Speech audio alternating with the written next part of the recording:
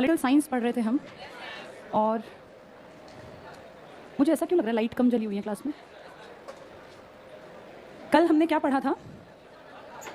हम कल लोकसभा, राज्यसभा, संसद के काम पढ़ रहे थे, है ना?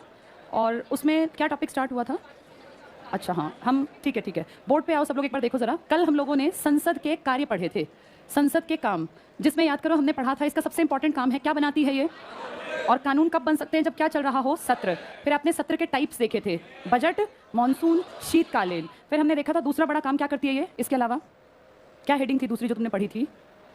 किताब पढ़नी सीखनी पड़ेगी तुम्हें। अब क्या पेज नंबर था जिस पे हम पढ़ रहे थे?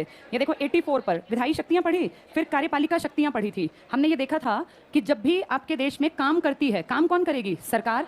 तो काम में गलतियां भी तो होंगी, उन गलतियों पे क्वेश्चन कौन करेगा? जो भी कौन बैठा है? विपक्ष। और विपक्ष क्वेश्चनिंग करेगा। ये बात कल बताई तो थी। 15 दिन पहले बताना पड़ेगा, भाई इस मंत्री से मुझे ये क्वेश्चन पूछना है। वो क्वेश्चन या तो कैसा हो सकता है? मौखिक या फिर लिखित। किस पे एक्स्ट्रा क्वेश्चन पूछे जा सकते हैं? मौखिक। और ये सब तैयारी मंत्री नहीं करते, इनका तैयारी करते हैं इनके सचिव। ये पढ़ लिया था। इसके बाद एक टॉपिक था वित्तीय कार्य। ये मैंने आपको डिटेल से समझाया कि आपके यहाँ बजट या कोई भी पैसे का काम, कौन सा विधेयक है? धन। और धन कहाँ जाता है? लोकसभा। केवल कौन पेश करता है? मंत्री। राज्यसभा कितने दिन रोक पाती है? और राष्ट्रपति को कितनी बार में साइन करने होते हैं? क्योंकि उससे पूछ के पेश किया था। ये सब पढ़ा दिया था। इसके बाद था संविधान संशोधन की शक्ति। ये मैंने आपको बताया था आर्टिकल 368 कहाँ से लिया आपने? South Africa. ये हाँ, लास्ट बात यही हुई थी जब मैंने चलते चलते बताया था कि आपके संविधान के किस ढांचे में चेंज नहीं हो सकता? बेसिक स्ट्रक्चर है। और एक आदमी अगर आपको याद हो, केशवानंद भारती मामला था, बताया था ये। सबसे बड़ी आज तक की बैठक, कितने जजेस? कैसे बटे थे ये? 6 और 5। 1973 में सुप्रीम कोर्ट में ये मामला गया था। केशवानंद भारती, अच्छा मैंने 6 और 5 लिख दिया, 6 और 7, 6 और 5 के तो 11 वाले थे ना। केशवानंद भारती विवाद वर्सेस केरला सरकार। तो केरल सरकार के ऊपर केशवानंद भारती ने कोई मामला पेश किया, और क्योंकि ये मौलिक अधिकारों से जुड़ा था इसलिए किसने संज्ञान लिया? Supreme court. और यहाँ ये बड़े बड़े जजेस की एक बैठक बैठी, पूरी बेंच बनी 13 जजेस की। इस पर बहुत लंबी चौड़ी बहस हुई, और बहस का रिजल्ट ये निकला कि आप संविधान में कुछ भी बदलिए, लेकिन इसका मौलिक ढांचा जो संविधान में अंबेडकर, नेहरू जैसे बड़े ज्ञानी लोगों ने दिया था वो आप नहीं चेंज करेंगे। और इसी सन में, इसी केस में कहा गया कि अब के बाद संविधान की प्रस्तावना या कॉन्स्टिट्यूशन की प्रियम्बल को इसका भाग माना जाए। इससे पहले आपके कॉन्स्टिट्यूशन का जो पहला पेज था ना, जिसपे आपने प्रस्तावना या प्रियम्बल लिखी, उसको कहा था ये इसका पार्ट नहीं है। किस सन के बाद ये इसका पार्ट बन गया? 1973। आप ऐसे नहीं कहेंगे कि आप पार्ट 23 बन गए हैं, आज भी 22, लेकिन पहले ये पेज वेस्ट लगता था लोगों को। 1973 के बाद ये कहा गया कि जो कुछ प्रस्तावना या प्रियम्बल में लिखा है ये इंडिया के बारे में एक बेसिक समझ पैदा करता है किसी भी इंसान के अंदर। और इस एक कागज के 2 पैराग्राफ को पढ़ के वो आइडिया लगा लेगा कोई भी इंसान स्टार्टिंग की 2 लाइनों से कि आपका देश कैसा है। इसमें लिखा क्या है? इसमें लिखा है हम भारत के लोग, we the people of India, Bharat को एक संपूर्ण प्रभुसत्ता संपन्न, सॉवरेनिटी जिसको बोलते हैं, और समाजवादी, सोशलिस्ट, सेक्युलर जिसे धर्मनिरपेक्ष कहते हैं, और गणतंत्र, रिपब्लिकन, और लोकतंत्र, डेमोक्रेटिक। ये 5 वर्ड आपको बताते हैं कि आप क्या है, आपका देश क्या है। इसी को हम कहते हैं ये हमारे संविधान का बेसिक ढांचा, मूल आधार है, जिसमें मैंने कल आपको चलते चलते बताया 2 शब्द नहीं थे। कौन कौन से? एक तो धर्मनिरपेक्ष वाला जिसको इंग्लिश में आप कहते हैं सेक्युलर, और एक वर्ड और क्या बताया था? समाजवाद। समाजवादी क्या था? सोशलिस्ट। तो आपकी सरकार अगर चाहे तो क्या इन वर्ड्स को हटा सकती है? कह देगी सरकार कि ये मौलिक संविधान में नहीं लिखे थे ना अम्बेडकर ने, ना पटेल ने, और ना नेहरू ने, तो हम इन वर्ड्स को हटा रहे हैं। वैसे करेगी नहीं सरकार, पर हाँ सरकार ऐसा करे तो कोई मना नहीं करेगा, क्योंकि 1973 में केशवानंद भारती ने कहा था बेसिक स्ट्रक्चर को चेंज मत करना। तो ये तो बेसिक में थे ही नहीं, ये तो लेटर स्टेज में आए हैं, इसलिए हो सकता है कभी आगे भावी जीवन में 5 साल बाद, 10 साल बाद तुम देखो कि ये वर्ड्स हटा दिए। कोई बहुत बड़ी बात नहीं है। आर्टिकल 370 में खुद पढ़ाती थी कि कभी हटने के चांस नहीं है, लेकिन अब हम क्या पढ़ते हैं कि अचानक से एक दिन हट गया, ये फौज भेजी, तैनात की, और आर्टिकल 370 खत्म। तो आपके देश में मौलिक स्ट्रक्चर में ये वर्ड्स नहीं थे। अगर ये हट भी जाएं तो कोई दावा पेश नहीं कर पाएगा। कहां जाके वो दावा पेश करेगा? क्योंकि केशवानंद भारती मामले में ये लिखित में है कि कौन सा स्ट्रक्चर नहीं बदलेंगे, और बेसिक में ये वर्ड्स ही नहीं है, तो आपने बाद में ऐड किए। चलो आगे देखो, कल हमने पेज नंबर 85 पे संविधान संशोधन लास्ट पढ़ा था। इसके बाद निर्वाचन पे पहुंच गए थे हम। ठीक है, इसको पहले समझा देती हूँ फिर पढ़ेंगे। देखो बोर्ड पर ही देखो, पहला शब्द लिखा है निर्वाचन। निर्वाचन मतलब क्या होता है? इलेक्शन, चुनाव कह लो या इलेक्शन कह लो। इलेक्शन और नॉमिनेशन में क्या अंतर है? और अपॉइंटमेंट में? एक चीज है इलेक्शन, एक शब्द है अपॉइंट, और एक शब्द है क्या बताया? Nominate, nomination. इसको हिंदी में मैं कहूँ तो ये चुनाव है, इसको आप कहते हैं नियुक्ति कर दी, और इसको आप कहते हैं मनोनयन।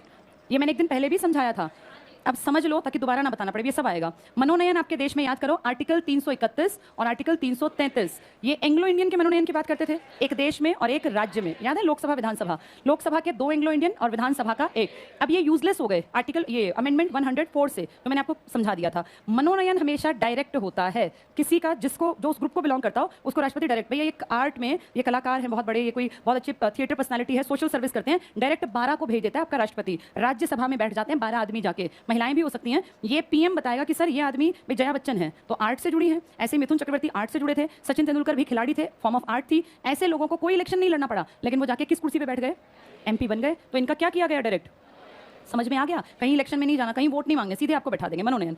चुनाव आप सब जानते हैं एक सीट होती है और ढेर पार्टी होती हैं, हर पार्टी अपना कैंडिडेट खड़ा कर देती है। ये इसी एक सीट पर बीजेपी का भी आदमी खड़ा है, कांग्रेस का भी, बसपा का भी, आप का भी और ढेरों पार्टीज का, और उस एक सीट पे कोई एक जीतेगा। इस इतने सारों में से जनता किसी एक पार्टी के आदमी को जिता देती है। तो हम कहते हैं इसको क्या किया गया है, इसको चुनाव में जीत हासिल हुई, ये चुना गया। इन चुने हुए 543 में से कुछ लोगों को मंत्री बना दिया जाता है। तो हम कहते हैं मंत्री की क्या कर दी गई, मंत्री का चुनाव आप नहीं करते, आप एमपी बनाते हैं। जनता चुनाव करती है एमपी का।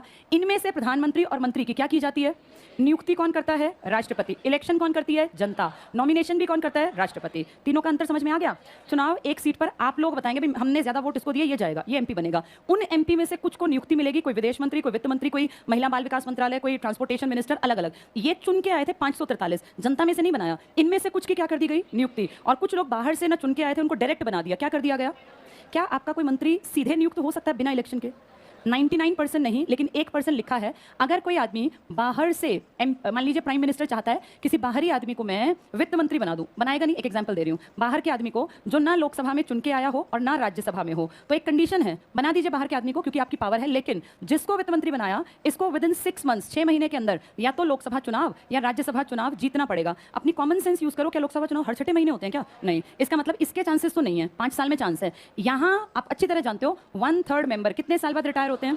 इतने बड़े देश में कभी ना कभी किसी ना किसी राज्य के जो एमएलए ने भेजे थे वो रिटायर हो जाते हैं, तो फिर उसकी जगह एंट्री करवा देते हैं इनकी। राज्यसभा से एंट्री होना बहुत आसान है, ये साल में कभी भी करवाई जा सकती है और इसमें जनता की बिल्कुल जरूरत नहीं है। यानी कोई खास आदमी अगर किसी पार्टी का इलेक्शन में नहीं खड़ा हुआ, वो लोकसभा में नहीं आ सकता, लेकिन अगर चाहे सरकार तो उसको कहां पे ला सकती है, राज्यसभा। राज्यसभा तो इनके हाथ की बात है ना, आप तो है ही नहीं उसमें, और वहां से लाके ये मंत्री पद पे बैठा रहेगा। आपके देश में बहुत बार ऐसा हुआ, मनमोहन सिंह का नाम सुना है? मनमोहन से बहुत पहले इंदिरा गांधी का नाम आप सब जानते हैं। जब इंदिरा गांधी आपके देश की पीएम बनी तो ये लोकसभा की थोड़ी थी, कहां की थी? राज्यसभा में कोई इलेक्शन नहीं लड़ना होता। इसमें हर राज्य के एमएलए 5 आदमी 4 लिस्ट के अकॉर्डिंग भेज देते हैं। ये टाइम टू टाइम रिटायर होते रहते हैं, 6 साल पूरे होते हैं और नयों की एंट्री होती रहती है। तो अगर पीएम ने किसी बाहरी आदमी को मंत्री बना दिया तो कितने महीने मिलेंगे?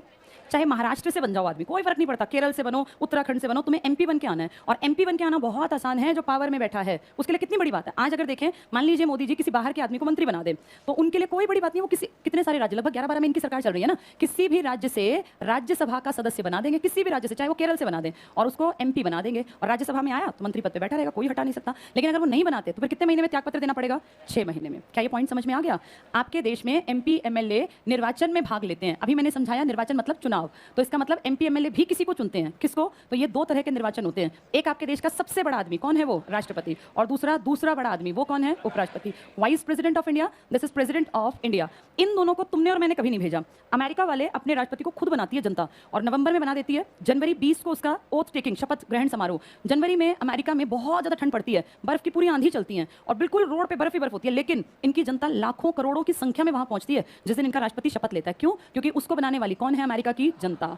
अमेरिका की जनता के प्रति वफादार दिखाना पड़ता है राष्ट्रपति को बनके। 4 साल के लिए आएगा, अच्छा काम करेंगे दोबारा ले आएगी जनता, वरना नहीं। आपके यहाँ राष्ट्रपति कोई जनता से लेना देना नहीं है, अपने राष्ट्रपति भवन में सीधे पहुंच जाता है, नियुक्ति हो जाती है, इलेक्शन हो जाता है जिसमें आपको और मुझे नहीं बुलाया जाता। तो राष्ट्रपति के इलेक्शन में आखिर आता कौन है? राष्ट्रपति के इलेक्शन में आप 4 जगह जानते हैं इंडिया में जहां बड़े बड़े लोग बैठते हैं। एक का नाम है लोकसभा, एक का नाम है राज्यसभा, एक का नाम है विधानसभा और एक का नाम है विधान परिषद। जो मैंने 3rd और 4th नंबर पर लिखी हैं, ये देश में नहीं होती, ये दोनों स्टेट में काम करती हैं। और हर स्टेट में विधानसभा तो है, 30 हैं, लेकिन विधान परिषद सिर्फ कितनी है? 6। एक ऊपर थी, अब नहीं है। अगर ये 6 तुमसे कोई पूछे तो इकट्ठी हैं ये। 2 इकट्ठे पड़ते हैं यूपी और बिहार, 2 इकट्ठे पड़ते हैं महाराष्ट्र और कर्नाटक, और 2 इकट्ठे पड़ते हैं आंध्र प्रदेश और तेलंगाना। इन 6 स्टेट्स में क्या है? परिषद। सभा पूरे देश में है क्योंकि सीएम पूरे देश में, हर राज्य में है। विधानसभा 28 स्टेट्स में है और 2 यूनियन टेरिटरी, दिल्ली और पौंडीचेरी में। ये बहुत ज्यादा हो जाते हैं लोग, क्योंकि हर विधानसभा में कम से कम 60 आदमी होंगे एमएलए, और ज्यादा से ज्यादा 500, तो कहीं 200, कहीं 300, कहीं 150, कहीं 250। पूरी 30 विधानसभाओं में ये हजारों की संख्या में आ गए। इनके मेंबर्स लिमिटेड हैं, जो आप अच्छी तरह जानते हैं, 543 और 245। इसमें नॉमिनेटेड कोई नहीं है, इसमें नॉमिनेटेड है 12, इनमें नॉमिनेटेड कोई नहीं है, इनमें नॉमिनेटेड है टोटल स्ट्रेंथ का 1/6, 1/6। क्या ये बात क्लियर है सबको? अब ये चारों हिस्सा लेंगे, चारों, लेकिन कौन कौन गायब होगा उसको देखते चलेंगे। सबसे पहले राष्ट्रपति की बात करते हैं। राष्ट्रपति के इलेक्शन में कौन आएगा? तो राष्ट्रपति के इलेक्शन में सबसे पहले इन चारों में से इसको काट देंगे। आप मत आना। क्यों नहीं आए? क्योंकि पूरे देश में है ही नहीं, तुम एक्स्ट्रा में बनाई गई संस्था हो, तुम्हारे आने की कोई जरूरत नहीं, पता नहीं कब कहां से हटा दी जाओगी। इसको सीधे बाइकआउट, तुम्हें नहीं आना। किन लोगों को मना कर दिया? तीन जगह से लोग आएंगे, लोकसभा, राज्यसभा, विधानसभा। और बहुत ध्यान से सुनना, अब इस बात को समझना, इसको बिल्कुल मना कर दिया। आप मत आइए। आप में से कौन नहीं आएगा जिसको राष्ट्रपति ने नॉमिनेट किया? 12 एक्सपर्ट्स आप मत आना, क्योंकि आप चाहेंगे जिसने आपको बनाया वही राष्ट्रपति बने, ऐसा नहीं होगा। आप सारे आएंगे 543 इलेक्शन में पूरे।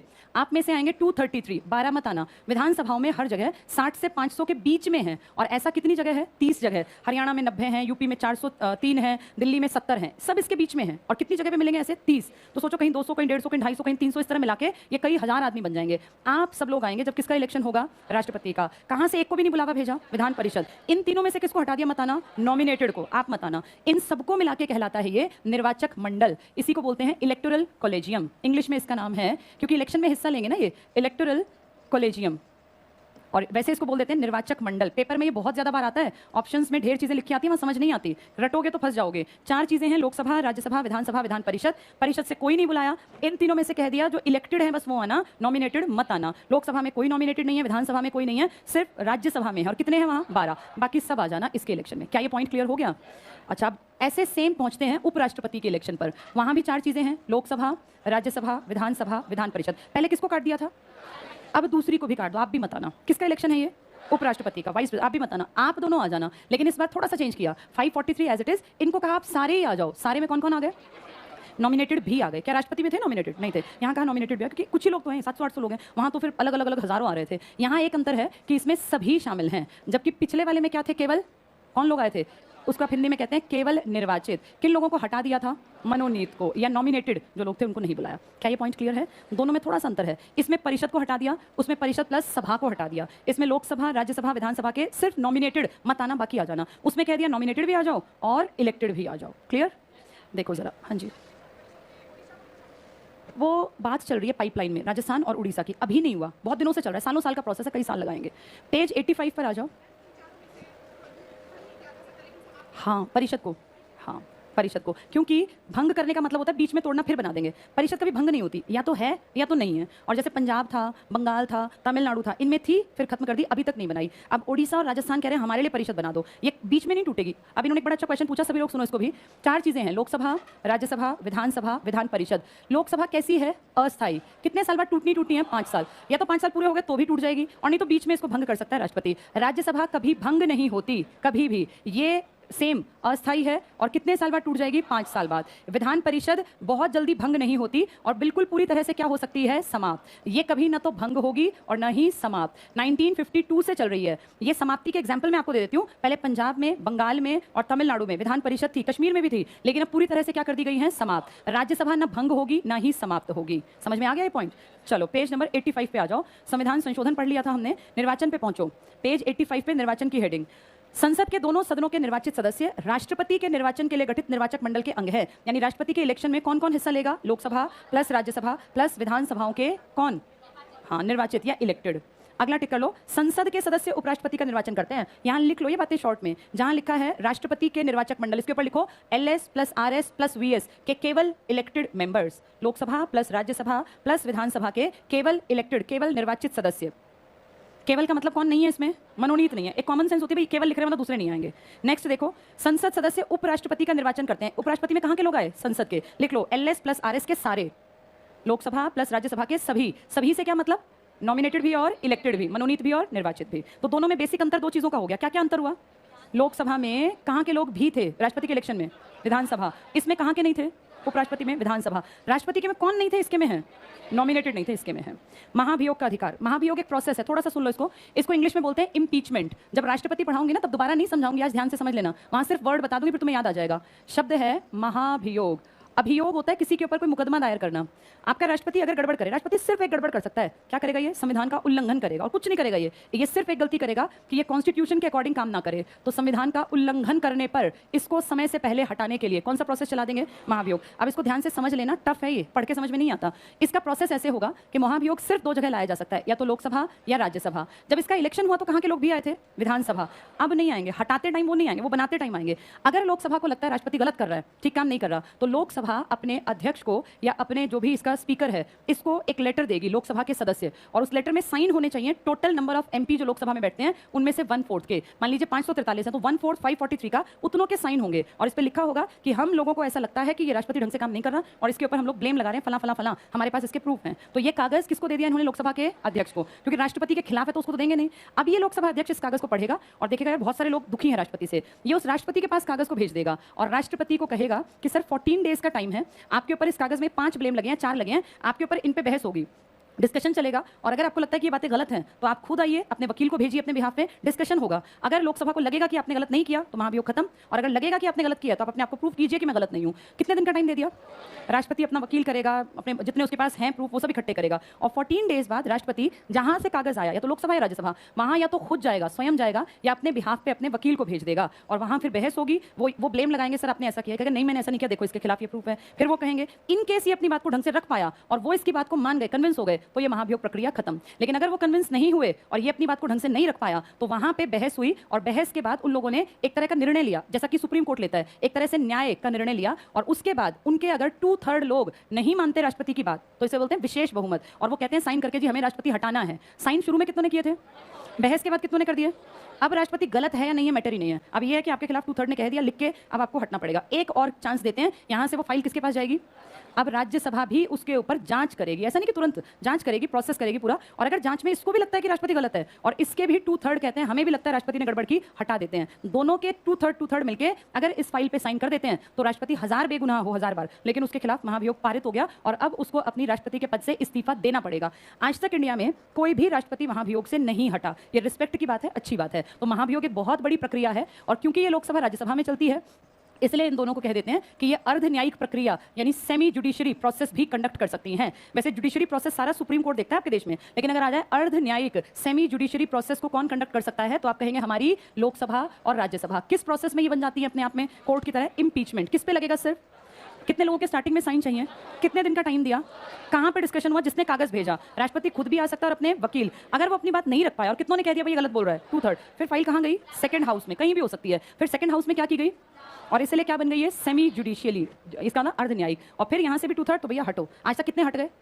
कोई भी नहीं हटा। क्लियर? ये इसे कहते हैं महाभियोग। देखें, महाभियोग का अधिकार संसद के दोनों सदनों द्वारा निर्धारित विशेष प्रक्रिया है, स्पेशल प्रोसीजर है ये, इम्पीचमेंट बोलते हैं इसको इंग्लिश में, के आधार पर राष्ट्रपति पर महाभियोग। सिर्फ राष्ट्रपति है जिसपे इम्पीचमेंट लगेगा, बाकी आपके देश में उपराष्ट्रपति पे कभी इम्पीचमेंट नहीं लगेगा। ये वर्ड सिर्फ और सिर्फ किसके साथ जाएगा? राष्ट्रपति के साथ। नेक्स्ट पे आ जाओ, प्रतिनिधित्व। ये उतना इंपॉर्टेंट नहीं है, बहस का मंच टिक कर लो। संसद देश में वाद विवाद का सबसे बड़ा मंच है, सबसे ज्यादा डिबेट कहाँ होती है? संसद। पर दुख की बात है कि पढ़े लिखे लोग अगर सारे हों तो डिबेट हो मजेदार, वरना तो आधी बार तू मैं होती है, डिबेट नहीं होती। इसमें लास्ट लाइन टिक करना, ये विचार विमर्श हमारी लोकतांत्रिक निर्णय प्रक्रिया की आत्मा है। डिबेट्स, डिस्कशन ये बहुत जरूरी है डेमोक्रेसी के अंदर। चलो अगले पेज पर आ जाओ। न्यायिक काम। किन मामलों में ये न्यायपालिका के रूप में काम करने लगती है? जब कौन सा मामला आता है इसके पास? महाभियोग टाइप के। अच्छा, एक चीज इस पॉइंट से जुड़ी और सुन लो, महाभियोग सिर्फ एक आदमी पर है। किस पर? लेकिन एक शब्द है महाभियोग जैसी प्रक्रिया, ऐसे लिखते हैं, महाभियोग जैसी प्रक्रिया। एग्जैक्टली महाभियोग नहीं, लेकिन वैसा सा प्रोसीजर, पूरा प्रोसेस। इससे आपका सुप्रीम कोर्ट के जज हटेंगे, आपके हाई कोर्ट के जज भी हटेंगे। सिर्फ ये 3 चीजें हैं जो इंपीचमेंट से हट सकती हैं। प्रॉपर इंपीचमेंट सिर्फ राष्ट्रपति पर लगता है, और इंपीचमेंट जैसे प्रोसेस से सुप्रीम कोर्ट वाले भी और हाई कोर्ट वाले भी। उपराष्ट्रपति का इंपीचमेंट नहीं होता, उसमें किसकी मर्जी चलती है? राज्यसभा, क्योंकि वहां पे वो किस रूप में बैठा था? सभापति। और सिर्फ किसकी हामी ले लेते हैं? लोकसभा की, क्योंकि इसने बनाया था बनाते टाइम। अगला पॉइंट समझने का है, न्यायिक कार्य। भारत के राष्ट्रपति, अंडरलाइन कर लो, उपराष्ट्रपति, उच्च न्यायालय और सुप्रीम कोर्ट के न्यायाधीशों को पद से हटाने के प्रस्तावों पर विचार करने के कार्य संसद के न्यायिक काम के अंदर आते हैं। तो पूछेंगे क्या संसद न्यायिक काम भी करती है? तो तुम कहोगे हाँ, वो अर्ध न्यायिक प्रक्रिया का हिस्सा बन जाती है। जब किस पर ब्लेम लगता है? राष्ट्रपति पर। कौन सा प्रोसेस है ये? महाभियोग। महाभियोग जैसी प्रक्रिया से कौन हटेगा? सुप्रीम कोर्ट और हाई कोर्ट के जजेस। वो सेम नहीं होती, थोड़ा सा डिफरेंस है। क्या डिफरेंस है इसको भी सुन लो, ताकि तुम्हारे मन में ये ना रहे कि क्या अंतर है। हमने अभी देखा, अगर प्रेसिडेंट ऑफ इंडिया को हटाया, मान लो लोकसभा लेकर आई या राज्यसभा, कितने लोगों के साइन चाहिए? कितने दिन का टाइम? कितने लोग पास कर दें? दूसरा क्या करेगा? जांच। और कितने पास करवा दे? यहां प्लस नहीं है, ध्यान से देखो, पहले प्रोसेस में सिर्फ एक के साइन, पास कराने के लिए दोनों का। इसे कहते हैं विशेष बहुमत। विशेष बहुमत, इसको हम कहते हैं इंपीचमेंट प्रोसेस कंप्लीट। ये सिर्फ राष्ट्रपति का है। अगर सुप्रीम कोर्ट या हाई कोर्ट के जजेस को हटाना है तो इसका प्रोसेस होता है, लोकसभा लगाना चाहती है तो 100 मेंबर साइन करो, राज्यसभा लगाना चाहती है तो 50 साइन करो, बाकी सब कुछ सेम है, बस ये अलग है। कितने दिन का टाइम मिलेगा? 14 डेज। पास कितने लोग करेंगे? 2/3 + 2/3। ये पॉइंट अलग है, इसीलिए कहते हैं इंपीचमेंट जैसा प्रोसेस है। आज तक 5-6 ऐसे जजेस हैं जिन पर इंपीचमेंट का जैसी प्रक्रिया को स्टार्ट किया गया। रंगास्वामी नाम के थे, 90s में सुप्रीम कोर्ट में, उन पे लगा था, कई हाई कोर्ट के जजेस पे लग चुका। तो ये बहुत शर्म की बात है कि न्यायपालिका, जिसका काम ही देश के न्याय व्यवस्था के ऊपर ध्यान रखना है, उनके जजेस पर कई बार इंपीचमेंट जैसा प्रोसेस चल चुका, कई हट चुके, कई सारे जजेस के नाम हैं, आएंगे इसमें, जैसे कर्नाटक वाले हटे, सिक्किम वाले हटे, मद्रास हाई कोर्ट, कई जजेस के ऊपर। तब से मैं क्या पढ़ा रही थी? उपराष्ट्रपति महाभियोग नहीं लगेगा, राष्ट्रपति पे तो लगेगा ही महाभियोग, राष्ट्रपति पर ही लगेगा बस महाभियोग, उपराष्ट्रपति पे महाभियोग नहीं लगेगा, वो सिर्फ जांच करेंगे, प्रोसेस भी नहीं है। चलो अगले पॉइंट पर आ जाओ। ये पॉइंट समझ में आया तुम्हें? न्यायिक काम किसका न्याय करता है? संसद में विधि निर्माण प्रक्रिया पे आ जाओ। ये सारी तुम्हें समझा रखी है। बताओ कैसे बनते हैं कानून, क्या लाए जाते हैं पहले? बिल कितनी तरह के होते हैं? कौन कौन से? साधारण और धन। धन सिर्फ कहाँ आएंगे? कौन पेश करेगा? बजट कैसा एग्जाम्पल है? कहाँ पेश होता है हमेशा? अब ये सब पढ़ेंगे फटाफट से। संसद में विधि निर्माण प्रक्रिया, law making process in parliament. विधि निर्माण संबंधी साधारण प्रस्ताव, टिक कर लो, साधारण प्रस्ताव विधेयक के रूप में संसद के दोनों सदनों में से किसी के भी सामने पेश किए जा सकते हैं। विधेयक मतलब बिल, तो बिल आप कहीं भी पेश कर सकते हैं, बशर्ते कौन से बिल हो? साधारण। नेक्स्ट टिक करना, दोनों सदनों द्वारा अलग अलग पारित, इसको टिक कर लो, दोनों सदनों द्वारा पृथक पृथक अलग अलग पारित होने के बाद विधेयक राष्ट्रपति के पास हस्ताक्षर होने के लिए जाता है। राष्ट्रपति की स्वीकृति के बाद विधेयक विधि का रूप धारण कर लेता है। प्रस्तावित कानून के प्रारूप को बिल कहते हैं। जो कानून बनाना चाहते हैं ना, उसका हमने प्रस्ताव रखा, वो बिल कहलाता है। नेक्स्ट पॉइंट सारे तुम्हें समझ में आएंगे, फटाफट पढ़ते चलो, सब बहुत बार पढ़ा दिया। विधेयक सरकारी हो सकते हैं और गैर सरकारी, अगर मंत्री पेश करता है तो, और अगर विधायक या कोई इस तरह का सांसद पेश करे, गैर सरकारी। टिक कर लो, जब सरकार की ओर से किसी मंत्री के द्वारा विधेयक प्रस्तुत किया जाता है तो विधेयक सरकारी माना जाता है। मंत्री के अतिरिक्त किसी अन्य सदस्य द्वारा विधेयक प्रस्तुत किया जाए तो गैर सरकारी। सरकारी विधेयक दो तरह के होते हैं, एक साधारण और एक वित्त। धन विधेयक बहुत इंपॉर्टेंट है, अंडरलाइन करना। किसी कर को लगाना है, टैक्स को घटाना है, बढ़ाना है, सरकारी कोष से पैसे को निकालना है या जमा करना है, इस तरह के विधेयक धन विधेयक कहलाते हैं। कोई विधेयक धन विधेयक है या नहीं, इसका प्रमाणीकरण कौन करेगा? लोकसभा का अध्यक्ष। एक आर्टिकल बताया था तुम्हें, उसमें स्टैंप लगेगी, साइन होंगे, आर्टिकल 110, उसको देखते ही राज्यसभा क्या अलर्ट हो जाएगी कि मुझे सिर्फ 14 डेज। राष्ट्रपति देखते ही क्या सोचेगा? मुझे इस पे साइन करने ही करने हैं, क्योंकि मुझसे पूछ के पेश किया। आगे देखो, साधारण विधेयक के पारित होने की प्रक्रिया, कितने वाचन, कितने स्टेजेस से निकलता है? ये 3। पहले पेश करते हैं, फिर बहस करते हैं, फिर पारित कर देते हैं। टिक कर लो, प्रथम वाचन प्रस्तुतिकरण, फर्स्ट रीडिंग इंट्रोडक्शन, फिर सेकंड रीडिंग होती है, द्वितीय वाचन जिसमें बहस होती है, और फिर तृतीय वाचन। टिक कर लो, ये समिति प्रतिवेदन तुम्हें एडवांस लेवल पे समझ में आएंगे जब आगे पढ़ेंगे इसको। अनुच्छेद 109 में आ जाओ, अंडरलाइन करना, धन विधेयक के संबंध में प्रक्रिया, धन विधेयक राज्यसभा में पेश नहीं किया जा सकता। वेरी वेरी इंपॉर्टेंट, लिख लो यहाँ, सिर्फ कहाँ पेश होगा? लोकसभा में। धन विधेयक केवल लोकसभा में ही प्रस्तुत किया जा सकता है। ये बहुत इंपॉर्टेंट पॉइंट है, केवल मंत्री, केवल लोकसभा, इंपॉर्टेंट लिख लेना। धन विधेयक, अनुच्छेद 110 को टिक कर लो, धन विधेयक की परिभाषा दी गई है, तो पूछे मनी बिल की परिभाषा कहाँ है? आर्टिकल 110। 109 में क्या लिखा है कि सिर्फ कहाँ पेश होगा? लोकसभा में। अगले पेज पर आ जाओ, इसमें ऊपर ये थोड़ा सा लॉ मेकिंग प्रोसेस को समझाया गया है, इसको छोड़ के भी पॉइंट पे आओ। कानून बनाना केवल एक विधायी प्रक्रिया नहीं बल्कि राजनीतिक प्रक्रिया भी है। क्या पॉलिटिकल पार्टीज की मर्जी भी होती है कानून में? नहीं होती, होती है ना। पहले लालच जो दिए जाते हैं, सब देते हैं, सब पार्टीज, अगर हम आ गए तो ऐसा कानून बनाएंगे, ये बनाएंगे, तो क्या ये सिर्फ लीगल प्रोसेस है या राजनीति भी इसमें बीच में आती है? राजनीति भी। अगले पॉइंट में, लास्ट पॉइंट पे आ जाओ, बीच वाले सिर्फ रीड करना घर जाके। विधेयकों पर विचार विमर्श अधिकतर संसदीय समितियां करती हैं। कल मैंने तुम्हें 3 कमेटी बताई थी, अगर तुम्हें याद हो, कोपू, पीएसी, एस्टीमेट कमेटी, याद है? कोपू क्या थी? Committee on public undertakings. Estimate committee क्या एस्टीमेट करती थी? हाँ, कितना पैसा कहाँ जाएगा। और एक कमेटी का नाम था पीएसी, ये क्या करती थी? Public account committee. सरकार ने जो खर्चे किए हमारे पैसे से किए ना, उसकी रिपोर्ट किसको दे देगा? ये राष्ट्रपति को। राष्ट्रपति कहाँ रखवाएगा? संसद में, और संसद में वो किसको पकड़ा देंगे? पीएसी को। पीएसी का मुखिया हमेशा कौन होगा? विपक्ष का। यानी ये सब एक दूसरे के बारे में जानते हैं, कौन कितने पैसे कहाँ खा गया, बस हमें नहीं पता चलता। इसमें टिक कर लो, ये समितियों में होता है। समिति की सिफारिशों को सदन में भेजा जाता है। इन समितियों में सभी संसदीय दलों के प्रतिनिधि होते हैं, इस कारण इनको लघु विधायिका भी कहते हैं। तो पूछेंगे विधायिका तुम कहोगे जी संसद है, वो कहेंगे लघु विधायिका तो तुम कहोगे समितियों का नाम है लघु विधायिका। ये कानून निर्माण की प्रक्रिया का दूसरा चरण है। अगले पेज पर आ जाओ, अनुच्छेद 111। अब मुझे बताओ, लोकसभा अगर किसी बिल को पारित करती है, राज्यसभा कितने महीने रोक सकती है? अगर साधारण विधेयक है तो कितने महीने? 6 महीने बाद फिर ये क्या करेगी लोकसभा? राष्ट्रपति कहेगी भैया देखो हमने इसको दिया था, ये पास नहीं कर रहा है या बहस नहीं कर रहा है। राष्ट्रपति कहेगा कोई बात नहीं, इकट्ठे बैठ जाओ। याद है ये पॉइंट? अच्छा, अब मान लो इसने भी पास कर दिया, किसके पास जाएगा? कितने दिन मिलेंगे राष्ट्रपति को? राष्ट्रपति को अनलिमिटेड टाइम। ऐसा लिखा नहीं है, आर्टिकल 111 कहता है, समझो इस बात को, ये कहता है राष्ट्रपति जब तक चाहे जब तक चाहे इसको अपने विचार के लिए रोक सकता है, जब तक चाहे 5 साल भी हो सकते हैं, फांसी ना करे और कोई कुछ नहीं कह सकता। राष्ट्रपति मना करेगा तो दिक्कत आ जाएगी, मना करेगा तो वो कहेंगे संविधान में लिखा है आपको पीएम के हिसाब से चलना है, आप मना कैसे कर रहे हो। राष्ट्रपति वापस भेजेगा पुनर्विचार के लिए, एक बार दोबारा विचार कर लो, तो कहेंगे विचार कर लिया, सेकंड टाइम में राष्ट्रपति क्या हो जाएगा, बाध्य। लेकिन अगर राष्ट्रपति कह दे कि भैया मैं विचार कर रहा हूँ, 1 महीना विचार कर रहा हूँ, 1 साल विचार कर रहा हूँ, 5 साल बैठे रहो, विचार करता रहेगा, सरकार हट जाएगी, विचार खत्म नहीं होगा, ऐसा कर सकते हैं राष्ट्रपति। इसका मतलब राष्ट्रपति को एक खास पावर दे रखी है जो दिखती नहीं है, इसको आप कहते हैं मना करने की पावर। अगला मना नहीं कर रहा लेकिन इस पावर का यूज कर लेगा, इसी को क्या नाम दिया, वीटो। और वीटो मैंने तुम्हें एक दिन 3 तरह की बताई थी, अगर तुम्हें याद हो। एब्सोल्यूट वीटो सीधे क्या कर देता है ना, दूसरी बताई थी सस्पेंसिव, क्या करता है इसमें, वापस देता है, पुनर्विचार कर लो, किसके लिए भेज दिया। लेकिन अगर पुनर्विचार के बाद ऐसी कैसी फाइल आ गई तो कौन बाध्य हुआ था, APJ Jaya Bachchan UP board की हेड बन गई फिल्म की, वहां से भी पैसा पीएम के रूप में, ये एमपी के रूप में, तब इन्होंने ब्लेम लगाया था, फिर दोबारा नहीं बने। और एक कौन सी थी, एक पॉकेट, पॉकेट पे किसने यूज किया था, ज्ञानी जैल सिंह जी ने। क्या वो कभी आज तक भी कानून बना, कौन सी सरकार ने भेजा था बिल, राजीव गांधी ने, राजीव गांधी की सरकार चली गई, मर भी गए, बिल नहीं बना आज तक कानून। पॉकेट वीटो कहीं नहीं लिखा, ये सेल्फ अंडरस्टूड है, अपने आप समझनी है बातें, किसके अकॉर्डिंग, आर्टिकल 111, 110 क्या था धन विधेयक, 111 मर्जी है। पेज 88 पर आओ, राष्ट्रपति का पॉकेट वीटो पावर मिल गया, यहाँ लिख लो, लिखित नहीं है, कहीं वीटो नहीं लिखा, लिखा है राष्ट्रपति जब तक चाहे विचार कर सकता है, तो जब तक तो वो साल भर करेगा या 5 साल करेगा, कितना भी समय ले सकता है राष्ट्रपति विचार करने में, उसकी मर्जी है ये, तो वीटो हो गई, ये इनडायरेक्ट छिपी हुई पावर है।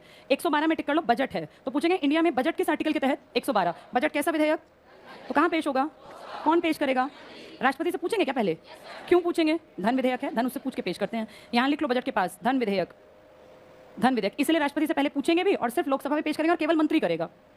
अनुच्छेद 1, 2, 3 बहुत बहुत काम का। अब तुम्हारी क्लास में हर एक को पता है कि कानून बनाने से पहले बिल लाया जाता है और बिल से ही क्या बन सकता है, बिल पेश करके पास करके ही साइन होने के बाद कानून बनता है। अब ध्यान से एक चीज सुनो, ये सब चीजें तब पॉसिबल है जब सत्र चल रहा हो। सत्र मतलब सेशन, सेशन क्या होती है इनकी, बैठक, जैसी अभी चल रही है। लेकिन अगर सत्र ना चल रहा हो, मान लो अगस्त में सत्र खत्म है, सितंबर में अचानक से कोई 2 दिन के अंदर कानून बनाना पड़े, तो सत्र तो नहीं चलेगा। फिर ऐसा कानून पता क्या करते हैं, पीएम कहता है राष्ट्रपति को, सर अचानक से देश में दिक्कत आ गई, हमें 2 दिन के अंदर कानून बनाना है, तो राष्ट्रपति कहेगा ठीक है बताइए क्या बनाना है। राष्ट्रपति पहल करेगा पीएम के कहने पर और राष्ट्रपति कहेगा ये कानून जो है जनता के लिए कानून होगा, लेकिन इसको प्रोसेस में नाम दिया जाएगा, ये अध्यादेश है, अध्यादेश, इसको इंग्लिश में कहते हैं ऑर्डिनेंस। ये एक टाइप ऑफ ऑर्डर ही है, ऑर्डिनेंस।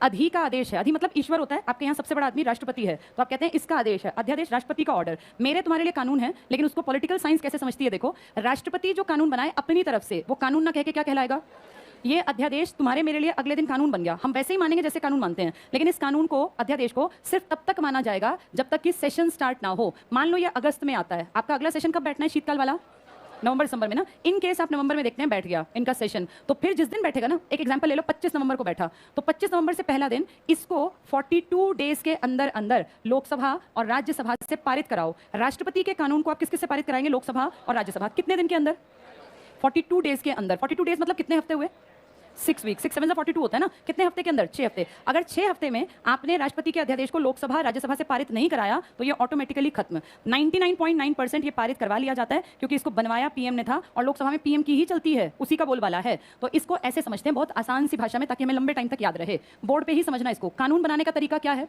लोकसभा प्लस राज्यसभा पारित करके किसके पास भेजेंगी, प्रेसिडेंट ऑफ इंडिया, ये साइन करेगा और क्या बन जाएगा, कानून। लेकिन अगर कानून की जगह क्या बनवाया जाए, अध्यादेश, जिसको आप क्या कहते हैं इंग्लिश में, ऑर्डर से थोड़ा सा अलग है, ऑर्डिनेंस कहलाता है। तो इसमें तरीका क्या होगा, उल्टी एरो है, यहाँ प्रेसिडेंट ऑफ इंडिया बनाएगा कानून और ये किसके पास भेजेगा, लोकसभा प्लस राज्यसभा। कितने दिन में पारित कर दो, 42 डेज मतलब क्या, 6 वीक्स। कब से गिनोगे 42 डेज, जिस दिन से क्या बैठेगी, बैठक। अगर 6 महीने बैठक नहीं बैठी तो 6 महीने अध्यादेश चलेगा। जिस दिन बैठेंगे उस दिन से आप गिनोगे। आपके बहुत सारे कानून इसके तहत ही बनाए गए हैं, इसके तहत तो बनते ही हैं सारे, लेकिन कुछ कानून इसके तहत। आप सबने सुना होगा, आपके एरिया में ग्रामीण बैंक होते हैं, है ना, हरियाणा ग्रामीण बैंक, गुड़गांव ग्रामीण बैंक, सुने इस तरह के बैंक। ये जो इनको बोलते हैं RRB, regional rural bank, Hindi में बोलते हैं क्षेत्रीय ग्रामीण बैंक। ये पहले आपके देश में नहीं थे। जब आपके देश में आपातकाल लगा ना, लास्ट इमरजेंसी 1975, इंदिरा गांधी, उस टाइम पे सितंबर, बल्कि 2 अक्टूबर, सितंबर नहीं 2 अक्टूबर 1975 गांधी का बर्थडे था। जून में आपके देश में 26 जून से इमरजेंसी लगी हुई थी। इमरजेंसी के दौर में आपके देश में ये बने थे। क्या ये 2021 में भी देखे जा सकते हैं?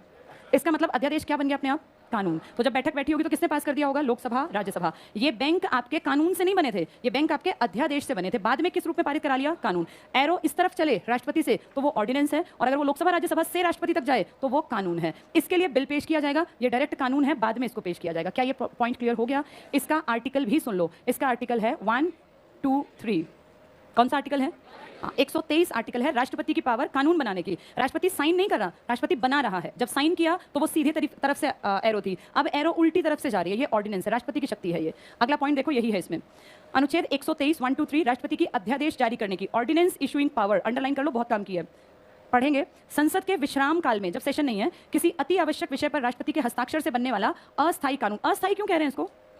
अगर ये कितने दिन में पास नहीं कराया तो फिर ये अपने आप हट जाएगा, इसलिए कह रहे हैं। नेक्स्ट पढ़ना, जैसे खाद्य सुरक्षा अधिनियम आया था हमारे यहाँ, सामान्यतः अध्यादेश सत्र प्रारंभ, सत्र मतलब बैठक, सेशन के 6 सप्ताह तक जारी रहता है। कितने दिन हुए ये? 42 डेज, लिख लो यहाँ, 42 दिन। संसद के 2 अधिवेशनों में अधिकतम कितने महीने का अंतर होगा? 6 महीने। आपके यहाँ क्या 6 महीने का अंतर पकड़ते हैं सेशन? आपके यहाँ नहीं पकड़ते। आपका पहला सेशन कब होता है? कब तक चलता है? फिर कब होता है? अगस्त। फिर कब होगा?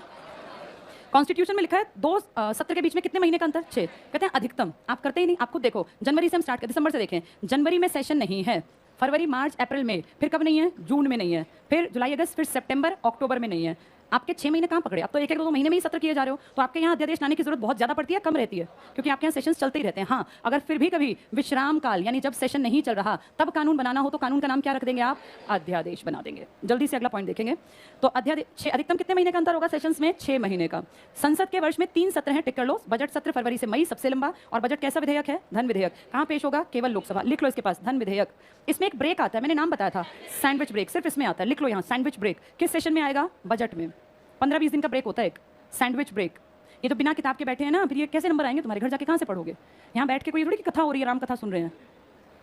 हाँ ले लो, क्योंकि खुद देखो तुम घर जाके कैसे पढ़ोगे। ये किताब जो है ना, कोई भी किताब, हमारे पास एक चीज़, अभी घर गए हम, 15 मिनट चल मैं रिवीजन कर लूँ, तो कोई मटेरियल तो हो पढ़ने का। ये बातें तो मैंने बोली, और ब्रह्मांड में गुम, मैंने 9:30 बजे क्या बोला था मुझे ही नहीं याद, तुम्हें कहाँ से याद होगा? जिसके पास किताब है, टिक मार्क किया, घर जाके रीडिंग कर लिया। जब हम सेकंड टाइम इस बुक को पढ़ेंगे ना, तो तुम देखना तुम्हें 90% चीज़ें आती होंगी, अगर तुम किताब से रोज पढ़ते हो। नहीं पढ़ते तो बैठे रहना, ऐसा 1000 बार सुन लो, तब भी याद नहीं होगा। चलो अगला पॉइंट देखो, मानसून सत्र टिक करो, जो अभी चल रहा है। कब से कब तक है ये? जुलाई से हाँ, सितंबर ज़्यादा लिखा है, अगस्त में देखना 20-25 दिन में खत्म कर देंगे। अगस्त तक होता है, सितंबर तक नहीं खींचते। शीतकालीन सत्र टिक कर लो, नवंबर दिसंबर, सबसे छोटा सत्र। संसद के सत्र की शुरुआत कौन से काल से होती है? प्रश्नकाल। प्रश्नकाल, इसको मैं आगे जाके फिर बता दूंगी, 2 आएंगे। पहले नीचे टिक कर लो, तारांकित प्रश्न। तारांकित क्या होते हैं? हाँ, एक बार बोर्ड पे देखो, मैंने आपको बताया था 2 तरह के प्रश्न होते हैं। एक के आंसर कैसे मांगे जाते हैं, और एक के तारांकित, मतलब इंपॉर्टेंट स्टार्ड क्वेश्चन, जिसके आगे क्वेश्चन के आगे ऐसे तारा बना हो, इसे कहते हैं तारांकित। इसका मतलब इसका क्वेश्चन का आंसर जिसने पूछा उसको मौखिक चाहिए, और मौखिक क्वेश्चन के ऊपर क्या एक्स्ट्रा क्वेश्चन पूछे जा सकते हैं? बिल्कुल, ये इंपॉर्टेंट मुद्दों पर होते हैं। दूसरे कौन से बताए? अतारांकित। इनके आंसर कैसे चाहिए? उसे लिखित। इसमें आंकड़े, डाटा पूछ लेते हैं, भाई कितनी लंबाई चौड़ाई थी पहले, इसकी मान लीजिए रेलवे ट्रैक की आपने कितनी बढ़ाई, नेशनल हाईवेज की लंबाई कितनी बढ़ी, कितनी नई यूनिवर्सिटी आई, कितने नए देश में संस्थान खुले, ITI, इस तरह की बातें। ये जबानी नहीं बताने की जरूरत, इनको लिखित में दे दो। क्या इसके ऊपर एक्स्ट्रा क्वेश्चन आएंगे? इन दोनों को कितने दिन पहले बताना पड़ेगा? 14-15 दिन पहले। या तो लोकसभा के अध्यक्ष को कागज दे दो लिख के, और अगर नहीं है अध्यक्ष तो आप महासचिव को भी दे सकते हो, जो सचिवालय में बैठता है, वो भी IAS रैंक का अधिकारी है। इन दोनों से अलग एक का नाम है अल्प सूचना। अल्प मतलब क्या होता है?